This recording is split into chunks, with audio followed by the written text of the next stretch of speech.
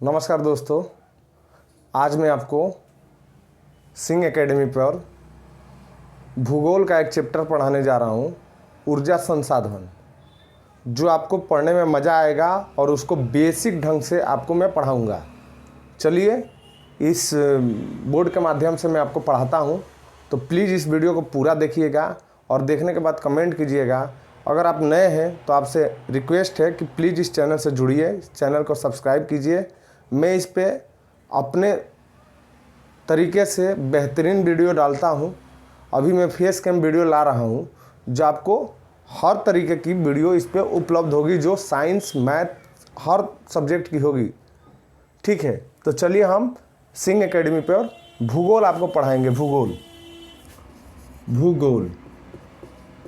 भूगोल में जियोग्राफी, जिसको बोलते हैं जियोग्राफी बोलते हैं इसको अगर हम एक टॉपिक उठा रहे हैं, जानते हैं कौन सा? ऊर्जा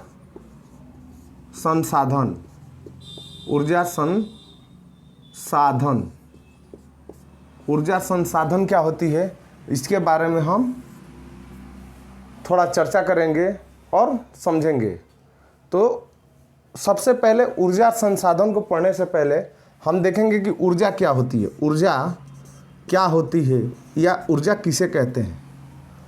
जब भी हम किसी कार्य को करते हैं तो उसमें हमारा बल लगता है और कुछ ऊर्जा का व्यय होता है। समझने के लिए, मैं ये समझने के लिए आपको बता रहा हूँ।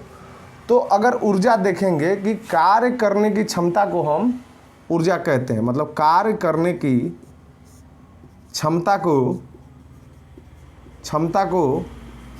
ऊर्जा कहते हैं। कार्य करने की क्षमता को हम ऊर्जा कहते हैं। लेकिन इस चैप्टर में हमको पढ़ना है क्या? ऊर्जा संसाधन को हम पढ़ेंगे। आप इसको ज्योग्राफी से कंपेयर कर सकते हैं, आप इसको 10th क्लास NCERT बोर्ड से ऊर्जा का स्रोत से कंपेयर कर सकते हैं। ये सभी आपको एक ही वीडियो में आपको मिलेगा। चलिए, इसको हम पढ़ते हैं, ऊर्जा संसाधन। ठीक है, ऊर्जा संसाधन किसे कहते हैं, इसको थोड़ा मिटा देते हैं हम, उसके बाद आपको विस्तृत चर्चा करेंगे और आपको हम समझाएंगे। देखिए, ऊर्जा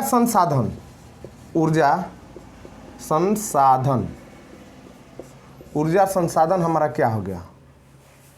आप देखते हैं कि इसका मतलब क्या हो गया।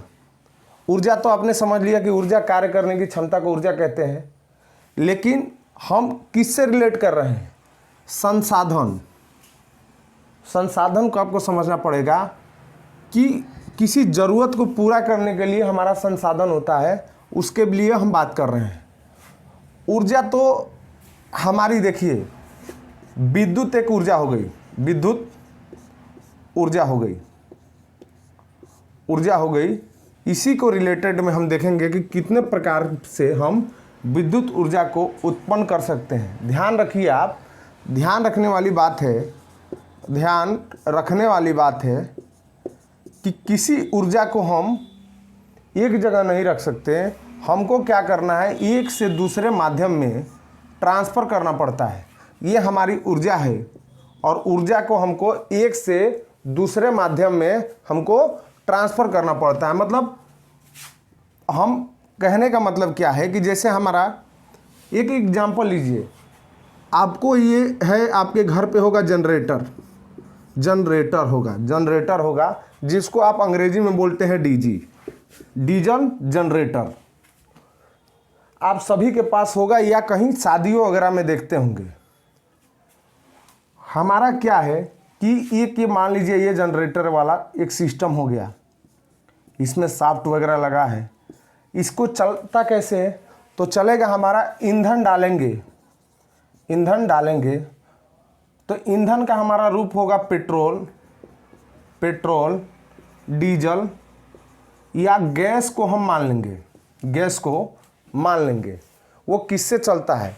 लेकिन अगर आप देखेंगे कि ये जितना भी हमारा कार्य करेगा तो ये डीजल तो एक हमारा हो गया इसका फ्यूल जो ईंधन हो गया, लेकिन चलेगा कैसे, ये हमको क्या देगा, तो इसको भी हम डाल रहे हैं, ऊर्जा के रूप में डाल रहे हैं। और डालने के बाद हमको क्या चाहिए, इसे जनरेटर हमको क्या देता है, तो इलेक्ट्रिसिटी हमको देता है, इलेक्ट्रिसिटी हमको देता है। ध्यान रखिए, हमको बल्ब जलाना है, डीजे बजाना है, अगर शादी वगैरह में होगा, तो अगर ये हम लेते हैं तो ये जनरेटर को किसी ईंधन के रूप में हम इसको डालते हैं और ये हमको आउटपुट क्या देता है, इलेक्ट्रिसिटी देता है। तो हम किसी ऊर्जा को दूसरे ऊर्जा में, किसी ऊर्जा को दूसरे ऊर्जा में परिवर्तित करते हैं, ऊर्जा में परिवर्तित या ट्रांसफर, जो भी आपको कहना हो वो कह सकते हैं। परिवर्तित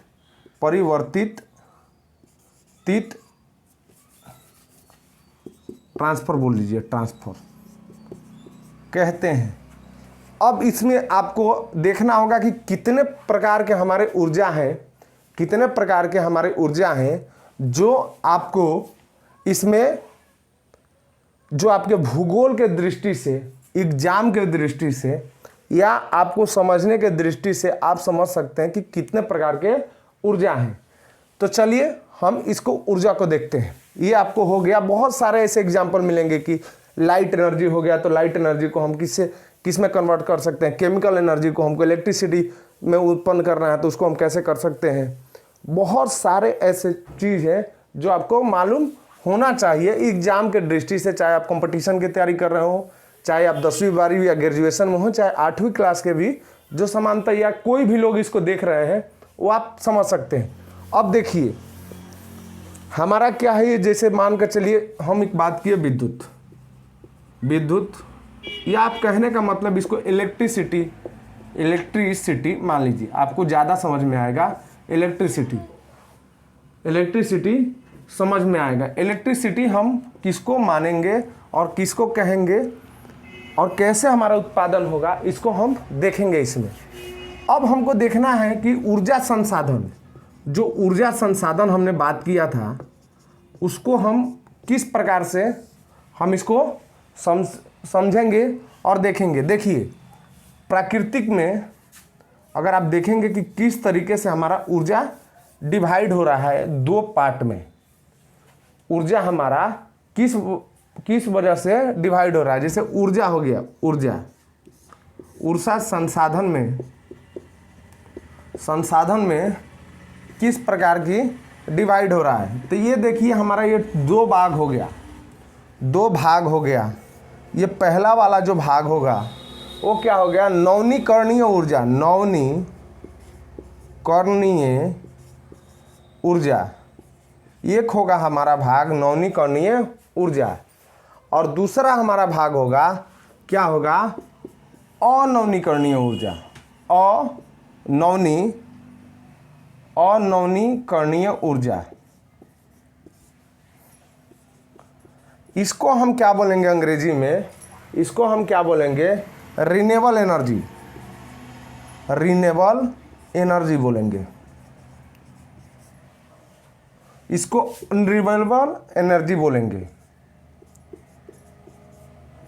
यहाँ हमारे मात्राओं पे प्लीज़ ध्यान मत दीजिएगा, हमारे वर्डों को सुनिए और इससे आप समझिए। इसको आप देखकर नोट्स वगैरह बना सकते हैं, समझ सकते हैं।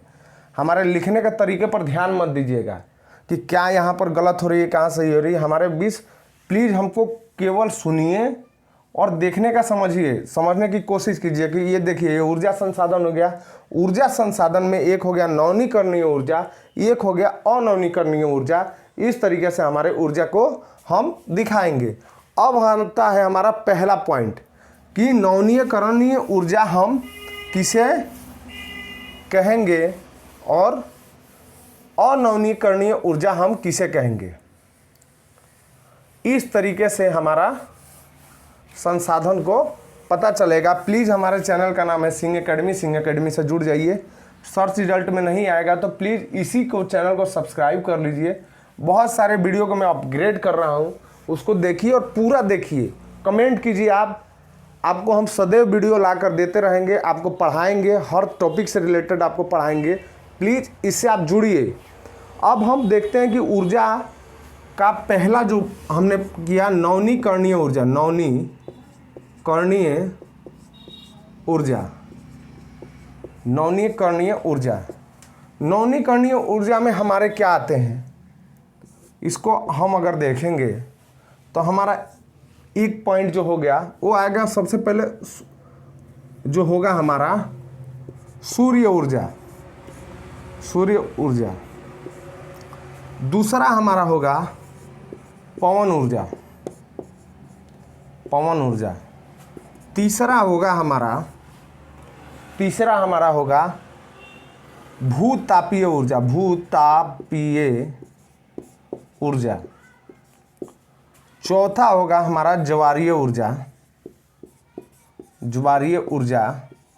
और एक और जो हमने देख रहे हैं कि एक ज्वारीय ऊर्जा होगा, और एक और अगर हम देखेंगे तो उसको समझेंगे कि किस तरीके से होगा। एक हो गया हमारा जल विद्युत, जल विद्युत हो गया। और छठा अगर हम देखते हैं तो हमारा बायोमास हो गया, बायोगैस, बायोगैस हो गया। उसके बाद सातवां जो हो गया हमारा कुछ कचरे से प्राप्त ऊर्जा हो गया, कचरे से प्राप्त हम ऊर्जा कहते हैं, वो हो गया। बहुत सारे आप टीवी वगैरह में देखेंगे, यूट्यूब पर देखते होंगे कि कचरे से हम ऊर्जा को प्राप्त कर रहे हैं। जैसे हमारा जो खाने का वेस्टेज है उससे हम ऊर्जा को प्राप्त कर रहे हैं, किस तरीके से हम ऊर्जा को प्राप्त कर रहे हैं उसको हम इसमें देखेंगे। लेकिन अभी इसमें देखिए, अब इसको अंग्रेजी में थोड़ा सा वर्ड समझ लेते हैं। ये हमारा जो हो गया सन एनर्जी, सोलर एनर्जी इसको बोलेंगे, सोलर एनर्जी बोलेंगे। ऊर्जा को हम अंग्रेजी में एनर्जी बोलते हैं।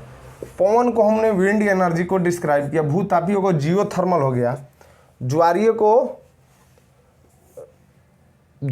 को हम आप देख लीजिएगा, अभी हमको याद नहीं आ रहा। देखिए जल को क्या बोलेंगे हम, जल को हाइड्रो को हम बोल सकते हैं, हाइड्रो इलेक्ट्रिसिटी बोल सकते हैं। ये देखिए ज्वारीय ऊर्जा हम किसको कहते हैं, जो ज्वार भाटा से निकलता है ना, ज्वार प्लस भाटा से निकलता है तो उसको हम स्टोरेज कराते हैं, और मतलब उससे हम अपना टरबाइन वगैरह चलाते हैं। तो हम आगे देखेंगे तो मैं बताऊंगा। अब देखिए एक हो गया बायोगैस, बायोगैस हो गया, गोबर वगैरह से चलने वाला, और ये कचरे से चलने वाला हो गया। तो इस तरीके से आप ऊर्जा को आप समझेंगे और देखेंगे, ठीक है। तो ये हो गया हमारा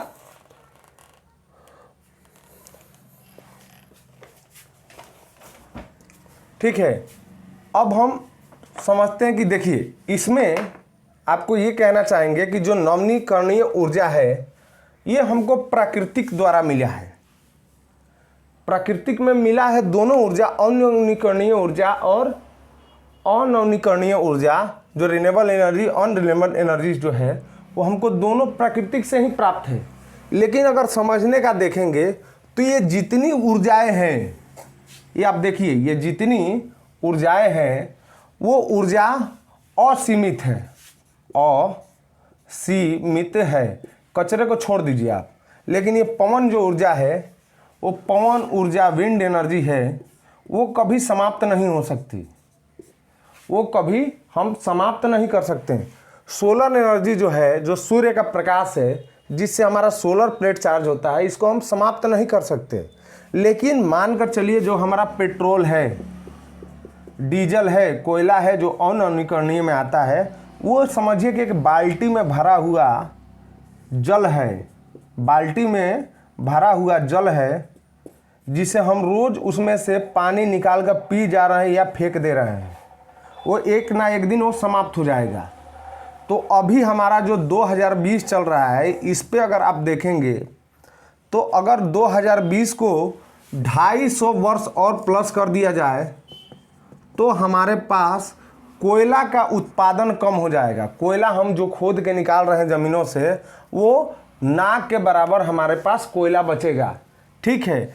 ये अगर 2020 में अगर आप 250 से प्लस कर देंगे, 250 वर्ष से ईयर से प्लस कर देंगे, तो हमारा ना के बराबर होगा तो इसी पे हमारा जोड़ है सरकार का और बहुत सारे जो एनर्जी बेसिस एनजीओ या जो देश विदेश में काम करने वाली संस्था है वो इसी पर ध्यान दे रही है कि हम कैसे अपने एनर्जी को ऐसा प्रोड्यूस करें कि इस पे ज़्यादा जो लोड है, इस पे जो ज़्यादा लोड है पेट्रोल डीजल वगैरह जितने पे, वो लोड को हम कम कर सकें। इसी तरीके से आप देखे होंगे कि हमने इलेक्ट्रिक कार, इलेक्ट्रिक स्कूटर, जितनी भी ऑटोमोबाइल इंडस्ट्री है धीरे धीरे चेंज होते जा रही है। ठीक है, तो इस तरीके से आप समझेंगे। अब हम समझते हैं क्या कि अनवीकरणीय ऊर्जा क्या है, फिर इसको हम डिवाइड इसको समझेंगे। ये देखिए, इसको आप समझना होगा। तो ये हमको प्राकृतिक से प्राप्त ऊर्जा है जो ये असीमित मात्रा में हमको मिलती है, असीमित मात्रा में मिलती है बायोगैस। और इसको हमको छोड़ दें कचरे से, क्योंकि हम खुद ही प्रोड्यूस कर रहे हैं। लेकिन सूर्य की ऊर्जा हम अपने से प्रोड्यूस नहीं कर रहे हैं।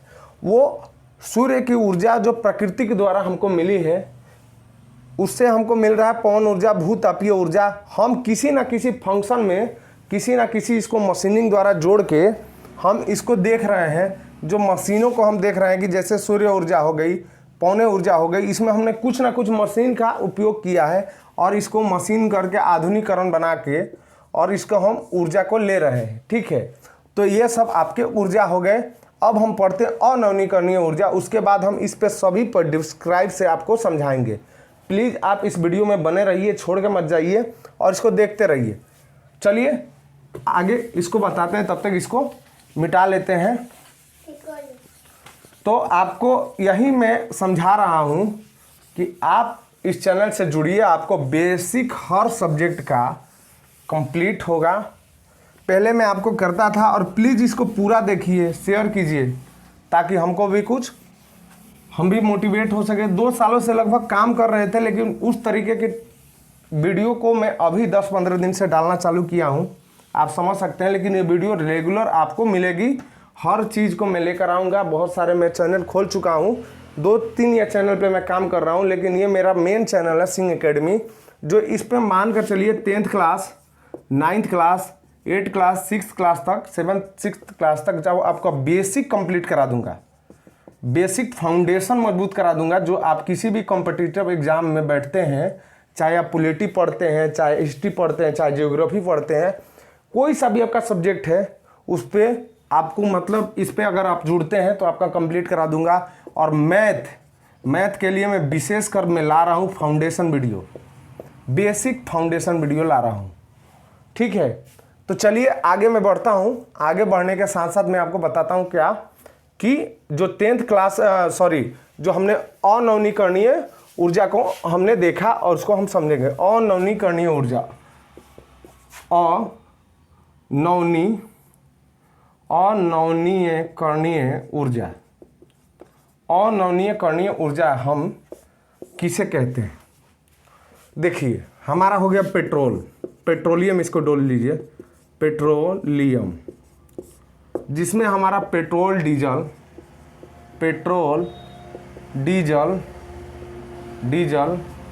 केरोसिन जो मिट्टी का तेल वगैरह आ जाता है पेट्रोलियम में।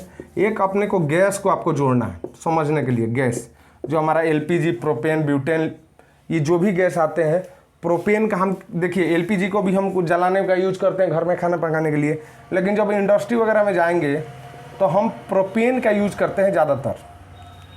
इसका भी कैलोरीफिक मान बढ़ जाता है। अब देखिए, गैस हो गया, उसके बाद हम एक कोयला को ले लेते हैं, कोयला को ले लेते हैं, कोयला एक हमारा हो जाता है। और क्या आएगा कोयला के बाद? हमारा एक रहेगा, तो कोयला एक हमारा हो जाएगा। उसके बाद हो जाएगा प्राकृतिक ऊर्जा, और इसमें ही हमारा हो जाएगा कोयला हो गया, पेट्रोलियम हो गया, और इसी के बेस में हम इसको मान लेते हैं कौन सा? न्यूक्लियर एनर्जी, मतलब नाभिकीय एनर्जी भी हम मानेंगे, नाभिकीय एनर्जी भी हम मानेंगे।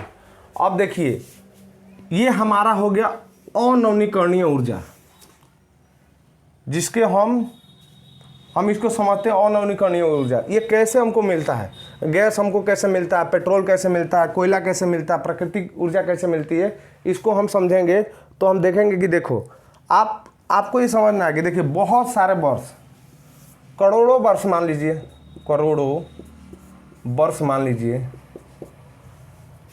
जैसे कुछ पेड़ पौधे हो गए, इसका मैं उत्पादन का तरीका बता रहा हूँ कि कैसे हमको मिला, गैस कैसे मिला, कोयला कैसे मिला, क्या हो गए। तो अब इसको थोड़ा मिटा देते हैं। अब आपको देखना पड़ेगा कि हमारा कैसे मिला और कैसे मिलने के साथ जो हमारी ये ऊर्जा हो गई अनवनीकरणीय ऊर्जा की हम जो बात कर रहे हैं, वो जो पेट्रोल डीजल जो भी हम गैस वगैरह कोयला वगैरह की बात कर रहे हो कैसे मिला। बहुत से वर्ष हो गए, बहुत से वर्ष, करोड़ों वर्ष मान लीजिए, करोड़ों वर्ष में जैसे पेड़ हो गया, पेड़ टूटा, कोई जीव मर गया और वो दब गया, जो हमारे धरती के अंदर दब गया, धरती के अंदर वो दब गया। दबने के कारण उसमें करोड़ों वर्षों में, लाखों वर्षों में उसमें कुछ ना कुछ केमिकल रिएक्शन हुआ और रिएक्शन करने के साथ ही हमको गैस, कोयला, पेट्रोलियम इस तरीके से हमको मिले। एक आपको सरल सा समझाता हूँ जो आपको इसमें अभी नहीं समझ में आएगा।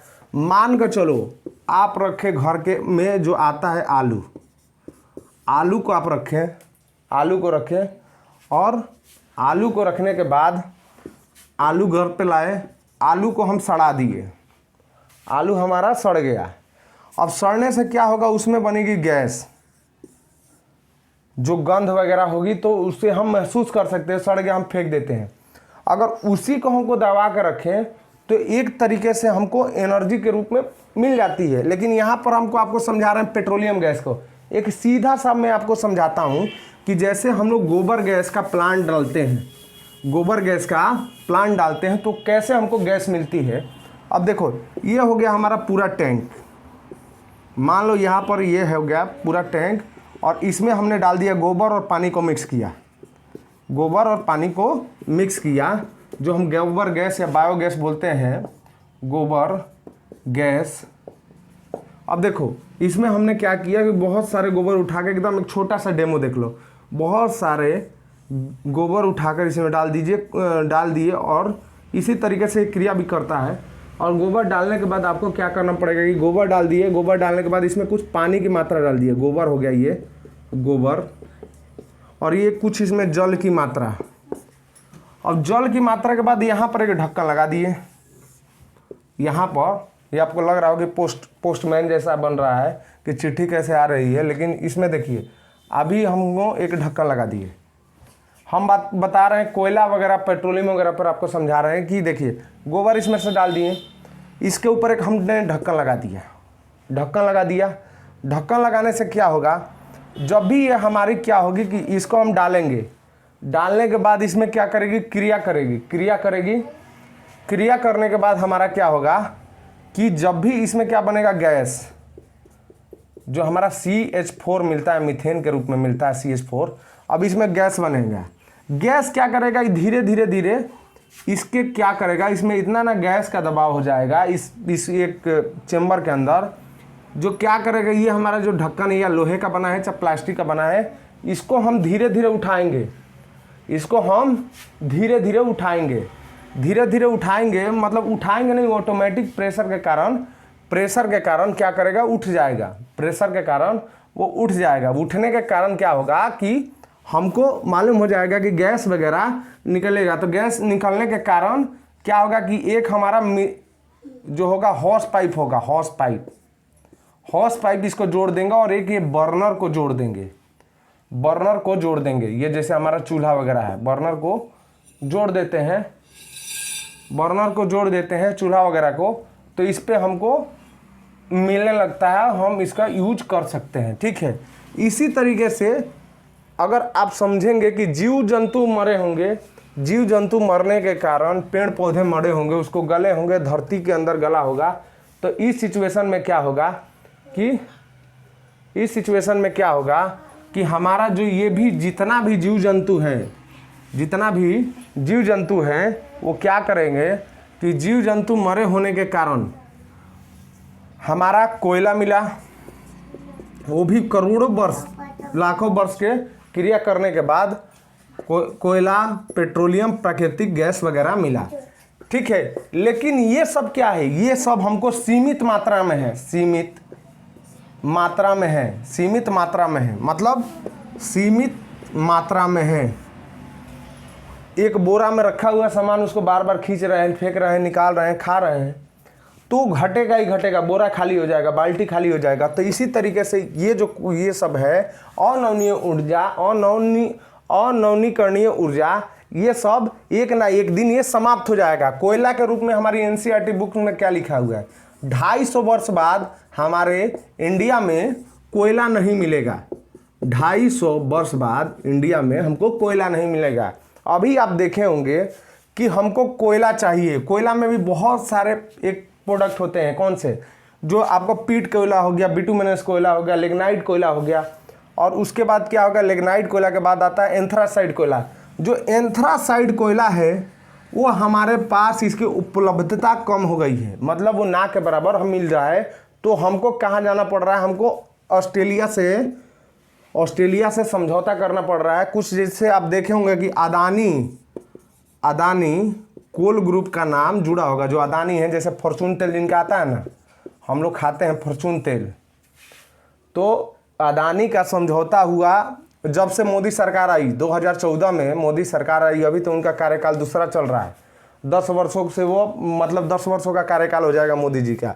लेकिन उस समय जब आए थे तो इन पे भी लगा था, तो ये कोयला कहाँ से खरीदने गए, कोयला खरीदने गए कहाँ से, बहुत सारे इनको फंडिंग में मिली, एसबीआई के थे, बहुत बड़ा लोन भी मिला इनको, और ऑस्ट्रेलिया में इनको बहुत सारे, वहाँ पर इनका विरोध भी हुआ।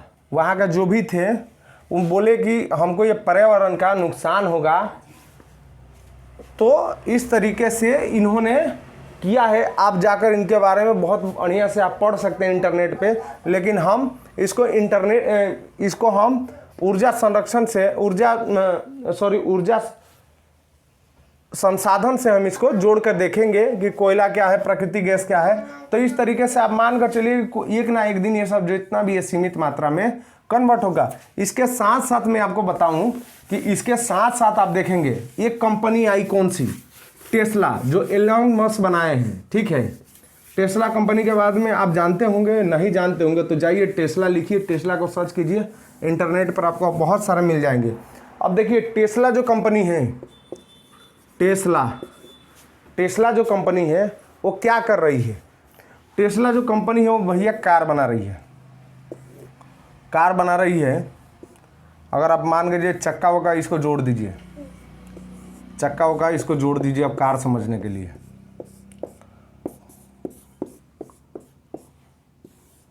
ठीक है, आगे से इसको जोड़ दीजिए, ठीक है, नहीं बना पा रहा हूँ अभी। लेकिन ये टेस्ला कंपनी क्या कर रही है, टेस्ला कंपनी इलेक्ट्रिकल कार पे फोकस कर रही है, और इलेक्ट्रिकल कार का उत्पादन भी अमेरिका में चालू हो गया है। अब हमारे भारत देश में क्या हो रहा है, कि देखिए हमारे भारत देश में भी 2030 तक आप देखेंगे, अगले 10 वर्षों में आप देखेंगे तो भारत के कुल सड़कों पे आपको इलेक्ट्रिकल कार, बाइक और बहुत सारे सिस्टम जो ऑटोमोटिव इंडस्ट्री के, ऑटोमोटिव इंडस्ट्री मतलब ऑटोमोबाइल इंडस्ट्री के जो भी हैं प्रोडक्ट आपको देखने को मिलेंगे, इक्विपमेंट आपको देखने को मिलेंगे। तो इससे क्या होगा कि इलेक्ट्रिकल कार में, देखिए इलेक्ट्रिकल कार लाने से हमारा फ़ायदा और नुकसान क्या होता है। इलेक्ट्रिकल में देखिए, इलेक्ट्रिकल में हम इसको देखिए क्या होगा। अभी इस जो सिनेरियो से देखेंगे तो हमको अगर 10 वर्षों में लाना होगा तो कुछ ना कुछ टेक्निक तो हम भी ले रहे हैं, भारत के लोग। इसको क्या हो रहा है कि बहुत सारे स्टार्टअप खुल रहे हैं। अभी आप इलेक्ट्रिकल आपको कार देखने को नहीं मिलेगी, ठीक है, लेकिन आप देखिए जो टेम्पू है, टेम्पू, जो बैटरी हम बोलते हैं, जो ई रिक्शा हम बोलते हैं, आपके गांव में भी और या आपके शहर में भी ये देखने को मिलेगा। अगर आप दिल्ली वगैरह शहर में चले जाएं तो ई रिक्शा का भरमार हो गया, जो हमारे बैटरी से चार्ज होता है। बैटरी से हमारी गाड़ी चलती है कुछ 125 किलोमीटर के लगभग, वो शायद होता है, हर गाड़ी का अलग चीज़ अलग होता है। तो इससे हमारा फायदा क्या हो रहा है? प्रदूषण नहीं फैलेगा, प्रदूषण नहीं फैलेगा अगर इसको लाते हैं। जबकि हम पेट्रोल डीजल वाली अगर कारों को देखेंगे, पेट्रोल डीजल या कोई सा भी ईंधन वाला जो यूज कर रहे हैं अनवीकरणीय ऊर्जा में से, उसको हम अगर आप देखेंगे तो आप ये समझेंगे कि ये जितना भी है ये क्या करता है? प्रदूषण फैलाता है। अभी हमको आप बताइए, आज से 20 वर्षों पहले या 30 वर्ष पहले जब हमारी जो ट्रेन चलती थी तो सबसे पहले क्या लगता था? जब स्टीम इंजन लगा रहता था तो हमारा लग रहा था क्या था? कोयला से हम ट्रेन को चलाते थे। इंडिया की हम बात कर रहे हैं, कोयला से अनेक देशों में भी चलती थी, लेकिन कोयला से हम चलाते थे। कोयला से चलाने के बाद क्या हुआ? अगर आप देखेंगे, उधर रिकॉर्ड हो रहा है ना, कोयला से हमारे जब ट्रेन चलती थी तो प्रदूषण का बहुत ज़्यादा खतरा बना रहता था, मतलब प्रदूषण होता ही होता था, ठीक है। लेकिन जब डीजल आई तो थोड़ा बढ़कर ही या थोड़ा कम, इससे मान लीजिए इसी के मेल जोल में और प्रदूषण बढ़ा, डीजल इंजन हुआ। लेकिन अगर आप देखेंगे, ये जो 3 बस बार चैनल लगे रहते हैं उसके छत पे, ये हमारी जो ट्रेन हो जाती है, अगर आप देखेंगे, समझिए मेरी बातों को, ध्यान से समझिए। एक बार आप समझ लेंगे, ऊर्जा संसाधन आपका पूरा खत्म हो जाएगा। ये है आपका ट्रेन,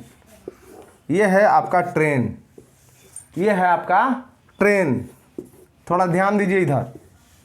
ये है आपका ट्रेन बन गया। लेकिन जो इसके ऊपर हमारा जो बस बार का चैनल लगा रहता है, जो हमारी RYB लाइनें जाती है। कमेंट में लिखिएगा कितना वोल्टेज का होता है, कितना वोल्टेज का होता है, इसको कमेंट में लिखिएगा। इसको कमेंट में लिखिएगा। ये तीनों तार से जुड़ के चलती है। तो हमारा ये जो ट्रेन है, ट्रेन में प्रदूषण का खतरा कम हो गया है। इस तरीके से हमारे, अगर इसी को एक अनुभव अगर आप मान कर चले, अगर आपने इलेक्ट्रिकल कार नहीं देखी, सब कुछ नहीं देखी, लेकिन एक एग्जाम्पल दे रहे हैं, लेकिन इस तरीके से आपकी कार नहीं चलेगी कि आपको ऊपर खंबा लगा रहेगा, उसके ऊपर तार लगे रहेगी, इस तरीके से नहीं चलेगी। उसको हमको चार्जिंग पॉइंट देना पड़ेगा। जिस तरीके से हमारा पेट्रोल पंप है, जो पेट्रोल हम डलवाते हैं, डीजल डलवाते हैं अपने कार बाइक में, उसी तरीके से एक चार्जिंग पॉइंट रहेगा। और जल्दी हमारा कार चार्ज हो जाए, उसका भी हर कंपनी एक देकर रहेगी कि हमारा चार्जिंग सिस्टम मजबूत हो, उस तरीके से तैयार हो रहा है। तो लगभग आप मान कर चलिए 10 वर्षों में हमारा जितना भी ऑटोमोटिव पार्ट्स हैं उसको हमको बदलना पड़ेगा, ठीक है। धीरे धीरे अगर आप देखेंगे, तो ये बदलना चालू भी हो गया है। धीरे धीरे आप देखेंगे तो ये बदलना चालू भी हो गया है। अब देखिए, ये आपको लग रहा होगा कि 10 वर्षों में क्या होगा। देखिए, अभी आप देखेंगे तो हमारे घर में पहले, आज से 10 वर्षों पहले खाली हेलोजन एक जला देते थे। हेलोजन जलाते थे तो लगता था उसमें एक हेलोजन जलाएंगे तो 10-100 वाट का बल्ब जलाना पड़ेगा। लेकिन उसके जगह क्या हो गया, अब हेलोजन आया। हेलोजन के बाद मरकरी वगैरह का जो यूज आता था, बड़ा ट्यूबलाइट लगाते थे, जिसको मरकरी वगैरह आप कहते हैं, हम कहते हैं। तो इतना ट्यूब लगाते, धीरे धीरे क्या हुआ कि इसको अपग्रेड करते करते अभी आज देखेंगे 2020 में तो बहुत सारे सिस्टम बन गए हैं। क्या सिस्टम बन गया? LED बल्ब आ गया है। तो जो ये आपका 10 बल्ब, जो आपका एक ही बल्ब में जितना ऊर्जा खपत हो जाएगा, ऊर्जा जो खपत हो जाएगा उसमें हमारा क्या होगा कि एक बल्ब में जो ऊर्जा पहले खपत होता था उसमें हमारा 10 बल्ब चलने लगा है। अभी तो आप देखेंगे कि कुछ कुछ ऐसे बल्ब आ रही है, कुछ कुछ ऐसे बल्ब आ रही है कि आप अगर मान कर चलिए चार्ज में चुपचाप लगा दिए बल्ब को, ठीक है, लाइन कट जाएगा, ऑटोमेटिक वो जलने लगेगा, क्योंकि उसको स्टोरेज वाला लगा दे रहे हैं। आप देखेंगे तो 350-400 रुपये का वैसा बल्ब आता है। कहीं आप लेकर गए, उसको खाली आपको अर्थिंग देना रहता है, होल्डर लगा दिए, कहीं हाथ में रखें, जंगल वगैरह में जा रहे हैं, कहीं आपको ज़रूरत ही पड़ गया, खेत वगैरह में जा रहे हैं, तो उस समय खाली होल्डर लगा दिए, ऐसे पकड़ के खड़े हैं, ऐसे पकड़ के खड़े हैं, आपका चलना चालू हो जाएगा। तो इस तरीके से आपका बदलाव देखने को मिलेगा धीरे धीरे गाड़ियों में, आपको ये समझना पड़ेगा। अब हम बात करते हैं क्या, इतना हमको बात करने के बाद हमको बात करना पड़ेगा किस चीज़ को। अगर आप देखेंगे तो आप देखिए, अब हमारे नवीकरणीय ऊर्जा आप समझ लिए, नवीकरणीय ऊर्जा आप समझ लिए और अनवीकरणीय ऊर्जा समझ लिए। एक एक टॉपिक को हम डिस्क्राइब करेंगे। अब हमारा हो जाता है सोलर एनर्जी। सोलर एनर्जी को हम क्या बोलते हैं? सौर ऊर्जा बोलते हैं, सौर ऊर्जा बोलेंगे, सौर ऊर्जा बोलेंगे। सोलर एनर्जी को हम क्या बोलेंगे? सौर ऊर्जा बोलेंगे। सौर ऊर्जा में क्या होता है कि ये हमारा हो गया भैया, ये सूर्य भगवान है, जो भी आप मान के चलिए, इसको सन बोल लीजिए। सन में हमारा क्या होगा? सन का जो लाइट होगा, लाइट, उससे हमको बिजली बनाना है और घर में रोशनी देना है, लाइट पहुंचाना है कि भैया हमारा टीवी चले, पंखा चले और हर तरीके के हमारे इंस्ट्रूमेंट, टीवी, लैपटॉप वगैरह जो भी आपकी सामग्री हो और चार्ज होते रहे, जिसमें हमको इसका खर्चा ना पड़े। अनवीकरणीय ऊर्जा, जिससे बिजली का उत्पादन हो गया तो नहीं खर्चा पड़े। तो इसको हमको सोलर एनर्जी को समझने के लिए हमको धीरे धीरे क्या समझना पड़ेगा कि सोलर एनर्जी कैसे काम करता है। ये है सन का प्रकाश, इसमें दिख रहा है बराबर, इसमें दिख रहा है क्या? आप देखिए तो ये दिख रहा है बराबर। तो ये देखिए, ये है सोलर एनर्जी का, सन का प्रकाश आया और इधर हो गया हमारा सोलर सेल, ये हो गया हमारा सोलर प्लेट, सोलर प्लेट हो गया, सोलर प्लेट हो गया, सोलर प्लेट हो गया। सोलर प्लेट में ये हमारा हो गया सोलर प्लेट, सोलर प्लेट हो गया हमारा, सोलर प्लेट हो गया। अब ये क्या करेगा? इसका रोशनी को ऑब्जर्व करके इसको क्या ट्रांसफर करेगा? एक बैटरी के पास, एक छोटा सा सिस्टम समझ लीजिए। बैटरी के ये प्लस माइनस हो गया, आपका माइनस हो गया, प्लस हो गया, ये हो गया हमारा बैटरी, और ये हो गया हमारा सोलर प्लेट,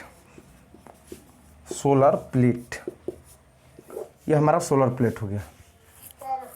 इस तरीके से हमारा ये क्या करेगा? सोलर क्या करेगा? सोलर प्लेट हमारा इसको, ये सन को ऑब्जर्व करेगा, खींचेगा, जो प्रकाश पड़ेगी, खींचने के बाद इसमें कुछ ऐसे सिस्टम को हम बनाते हैं कि आप देखेंगे कि ऐसे होता है, इस तरीके से ऐसे झुकाकर हम लगाते हैं, झुकाकर हम इस तरीके से हम करते हैं। आप मार्कर को देखिए, इस तरीके से लगाते हैं कि हमारी रोशनी सूर्य क्या होता है? पूरब में उगता है, पश्चिम में डूबता है।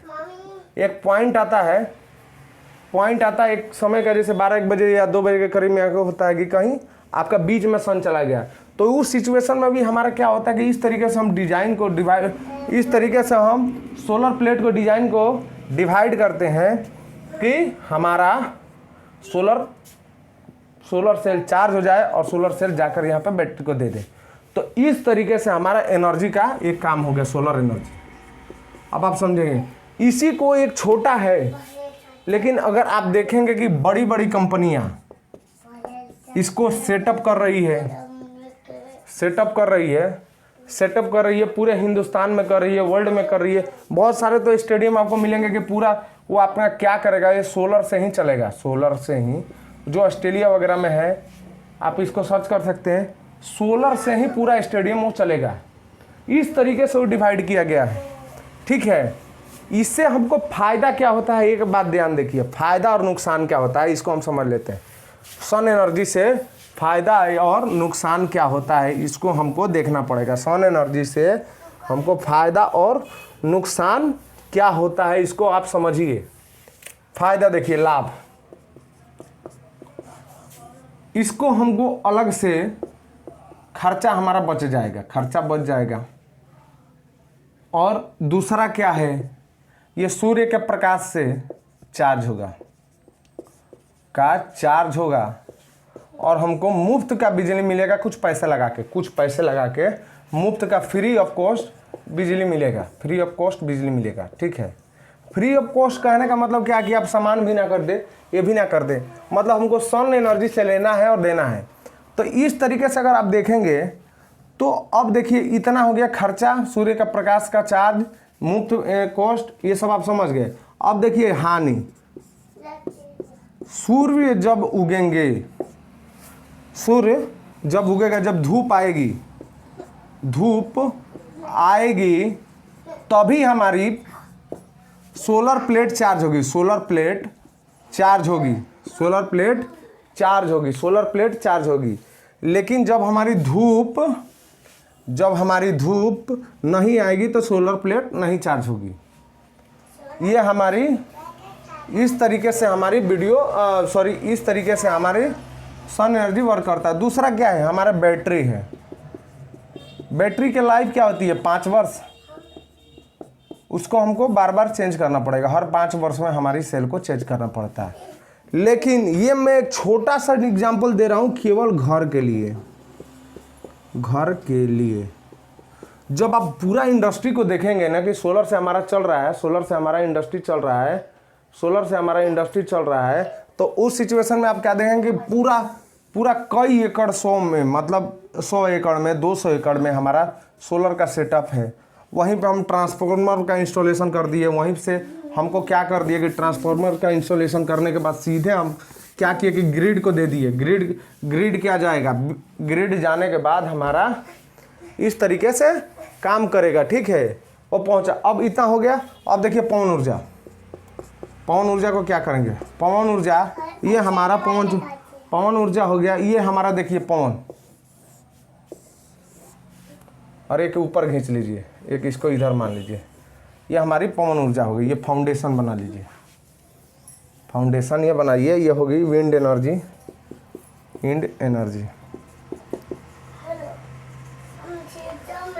इसमें क्या होता है कि आपका 15 किलोमीटर से ऊपर ही हवा का रफ्तार होगा तभी आपका पंखा हिलेगा या चलेगा। तो इस तरीके से आपका ऊर्जा को प्राप्त किया जाएगा। ठीक है, इसमें क्या होता है कि पंखा चली रहती है, पंखा घूमेगा, तो इसमें क्या होगा कि कुछ हम छोटे बड़े टरबाइन वो लगा देते हैं, गियर लगाने के बाद टरबाइन घूमता है, और टरबाइन घूमने से हमारा ग्रिड में हम सप्लाई दे देते हैं। तो इस तरीके से हमारा प्रोसेस हो जाता है पवन ऊर्जा में। इसको लगाने का हानि और लाभ देखिए, लाभ क्या होता है, इसको हम केवल ऊंचे जगह पर लगा सकते हैं, लगा सकते हैं, हिल एरिया पर, समुद्र के किनारे लगा सकते हैं। अब देखिए ये कहाँ लगा था पूरे देश में, एक तो चेन्नई आप मान लीजिए, देवास मान लीजिए, इंदौर के पास देवास है, मध्य प्रदेश का, MP। चेन्नई का क्या होगा आपको, चेन्नई क्या हो गया, अगर आप देखेंगे तो साउथ इंडिया का जो चेन्नई का जगह है उसमें लगा रहता है, दूसरा MP का है, और तीसरा महाराष्ट्र का है। महाराष्ट्र हिली इलाका हो जाता है, देवास भी हिली इलाका हो जाता है। इधर भी हिली और समुद्र के किनारे हमारा लगा हुआ है। ठीक है, हानि अब देखिए, लाभ तो अब हानि, अब देखिए अच्छा जगह चाहिए, ये चाहिए, उसके बाद इसका कॉस्ट थोड़ा हाई हो जाता है। इसको आप और हम नहीं लगा सकते, इंडस्ट्री लगाते हैं, लगभग इसमें करोड़ों रुपए का इन्वेस्टमेंट लगता है, तब हम लगाएंगे। बहुत होती है इसके कई मीटरों में, 60 मीटर 50 मीटर इसकी हाइट हो जाती है। लगभग 35 मीटर से आप स्टार्ट कर सकते हैं, बना सकते हैं। लेकिन हम अगर चाहें कि अपने घर पे इंस्टॉल कर लें तो संभव नहीं है। हाँ, पंखा वगैरह चला सकते हैं, लेकिन ये क्या है कि इसको कैसे होता है, ये ग्रिड वगैरह को सप्लाई देता है। तो ये हो गया हानि क्या, कि जब भैया हवा चलेगा तो ही पंखा हिलेगा, और नहीं हवा चलेगा तो पंखा नहीं हिलेगा। तो इस तरीके से इसमें हानि वगैरह का यूज कर सकते हैं। हानि है हमारा, और लाभ तो है ही, आपको फ्री ऑफ कॉस्ट बिजली मिल रहा है, बस अपना मशीनिंग का यूज कीजिए, आपको डीजल पेट्रोल का इसमें लॉस नहीं हो रहा। तीसरा क्या हो, जियो थर्मल एनर्जी, भूतापीय ऊर्जा। भूतापीय ऊर्जा में क्या होता है, एक हमारी पाइप लगी होती है, उसका जो समुद्र में ही ये यूज करते हैं, समुद्र में ही यूज करते हैं। पाइप लगी होती है, पाइप लगने के कारण समुद्र के जल के प्रवाह के कारण एक ऐसा हम सिस्टम बनाते हैं जिसमें हम टरबाइन को जोड़ देते हैं। टरबाइन को, ये हमारे पाइप हो गया, स्टील वगैरह की पाइप लगी रहती है, इसमें हम टरबाइन को जोड़ देते हैं, जो हम प्रवाह कराते हैं जल का, समुद्र के जल का। तो टरबाइन घूमने लगता है, और घूमने से क्या होता है कि जब टरबाइन घूमती है तो एक हम सिस्टम लगा देते हैं कि भैया यहाँ पर हमारी बिजली उत्पादन होगी, और यहाँ से डिस्ट्रीब्यूट कराकर हम दूसरे जगह पे भेज देते हैं। ये है हमारी जियो थर्मल एनर्जी, भूतापीय ऊर्जा। इस तरीके से हमारी ऊर्जा हो जाएगी। अब हमको बात कर रहे हैं कौन सा, इसको लाभ हानि क्या है, कि आप समुद्र के किनारे ही इसको प्राप्त कर सकते हैं, इस तरीके से होगा। अब आ गया ज्वारीय ऊर्जा। इसका इंग्लिश में आप नाम लिख के बताइएगा, हम भूल रहे हैं, ठीक है। ज्वारीय ऊर्जा को कैसे हम प्राप्त करते हैं, देखिए, समुद्र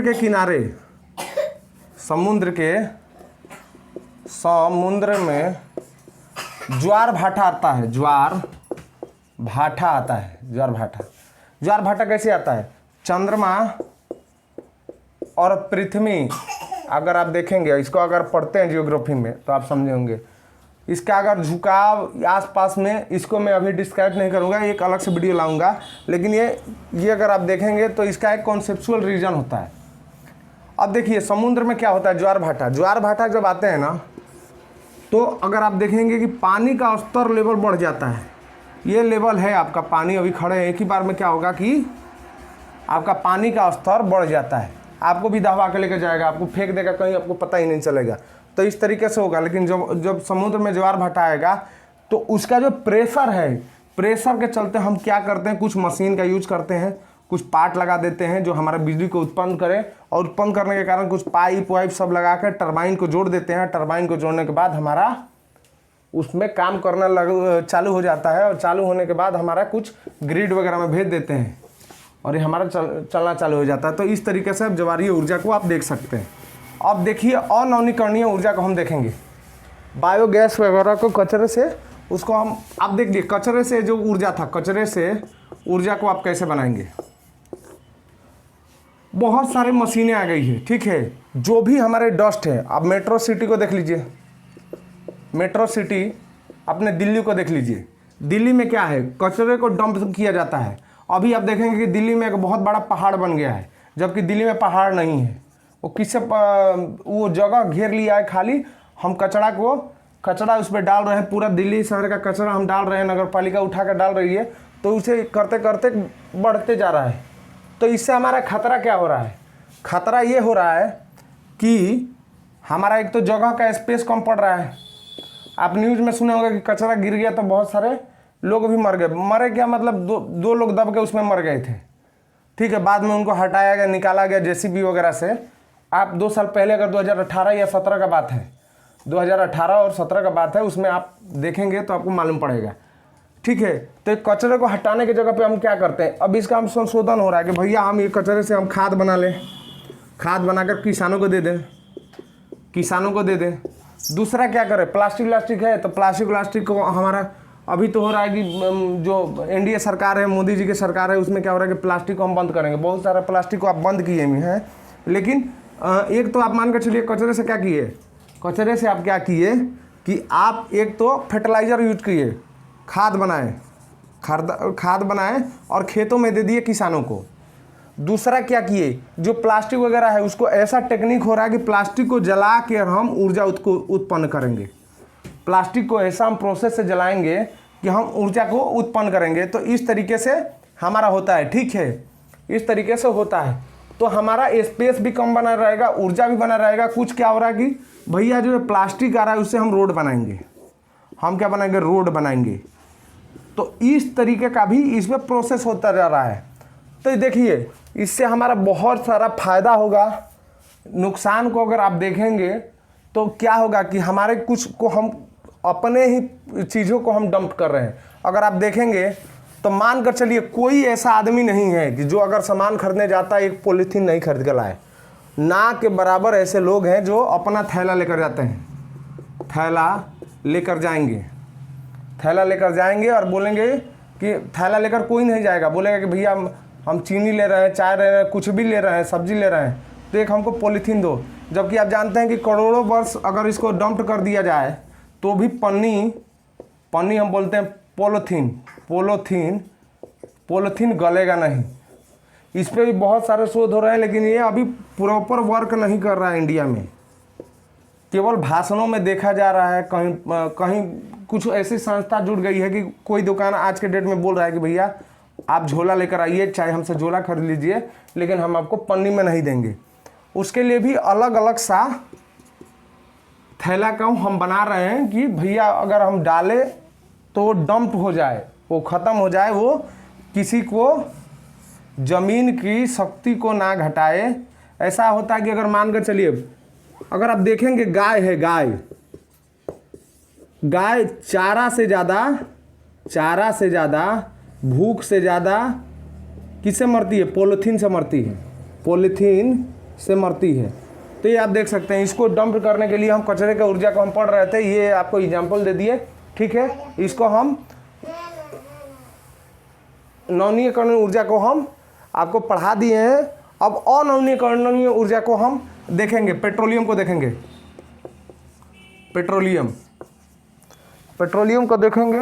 पेट्रोलियम क्या है, पेट्रोलियम क्या है, पेट्रोलियम क्या है। अब देखिए पेट्रोलियम अगर आप देखेंगे तो अब देखिए इस ईंधन का यूज क्या होता है, इंडस्ट्री चलती है, हमारा पूरा ट्रांसपोर्ट सिस्टम पेट्रोलियम के माध्यम से ही चल रहा है, पेट्रोलियम पे ही चल रहा है और गैस पे ही चल रहा है, ठीक है। ये हमारे सीमित हैं। इसको हम समझिए कि वही हो गया कि बाल्टी में से हम जल को निकाल रहे हैं और पी रहे हैं, लेकिन ये बाल्टी में हम जल को नहीं भर रहे हैं। हमको दूसरे देशों से क्रूड ऑयल का उत्पादन करना पड़ता है।